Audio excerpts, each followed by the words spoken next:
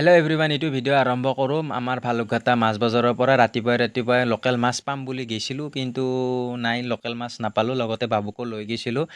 এই ফিছাৰীৰে এনে পোহা মাছ এগিলা আছিল, পোৱা 50 টকা। সেনেকৈ লৈ আহিলোঁ, কাৰণ ৰাতিপুৱাৰ যদি মাছখিনি দি যাব পাৰোঁ, মানে গধূলি অলপমান আহাতে ৰাতিও হৈ যায় কেতিয়াবা, সেইকাৰণে ভেজালটো মানে শেষ হৈ থাকে। সেনেকৈ আহিলোঁ দোকানত আহি যোৱাৰ পিছত এইটো মাছ বেপাৰীৰে গাড়ী।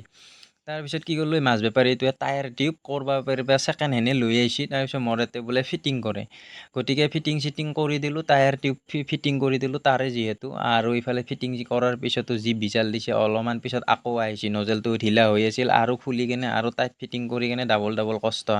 তাৰে পিছত এটা এডভকেট আহিল, উকিল।